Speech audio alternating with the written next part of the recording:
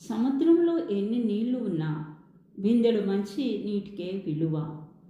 అలాగే నీ దగ్గర ఎన్ని డబ్బులు ఉన్నా నీలోని మంచితనానికే విలువ.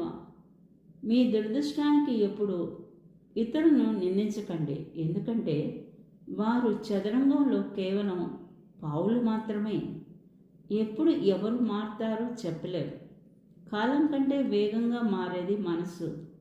తర్వాత మీరే బాధపడాల్సి వస్తుంది. చేతిలో ఉన్నప్పుడు తెలియని విలువ చేయి జారినాకే తెలుస్తుంది. అది వస్తువైనా, ప్రేమైనా, స్నేహమైనా. సంతృప్తే మనిషికి సహజమైన సంపద. భోగాలు, విలాసాలు కృత్రిమమైన దారిద్ర్యం వంటివి. జీవితం సవాళ్ళను విసురుతూనే ఉంటుంది. ఎలా తప్పించుకోవాలని అనుకోవడం కన్నా వాటిని ఎలా ఎదుర్కోవాలో ఆలోచిస్తే మనం మరింత బలవంతులం అవుతాము. పై వారితో గౌరవంగా, సాటి వారితో స్నేహంగా మెలగడం కాదు, తనకన్నా తక్కువ వారితో మెలిగే తీరే నీ వ్యక్తిత్వానికి అద్దం పడుతుంది. బాధలు అనేవి కాలికి అంటిన దుమ్ములాంటివి. దులుపుకోవాలి కానీ అలాగే అంటించుకుని ఉండకూడదు.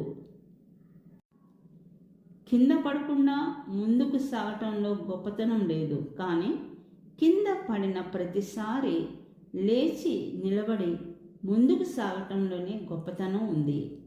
ఆనందం, నమ్మకం అమ్మకానికి దొరకవు. ఆనందాన్ని మన వాళ్ళతో పంచుకోవాలి. నమ్మకాన్ని మనసులో పెంచుకోవాలి. మంచి నేర్చుకోవడం ఎప్పుడు కష్టం కాదు, కానీ మంచిని ఆచరించడమే ఎప్పుడు కష్టంగా ఉంటుంది. అబద్ధాలు చెప్పేవారు సాధించేది ఒకటి ఉంది.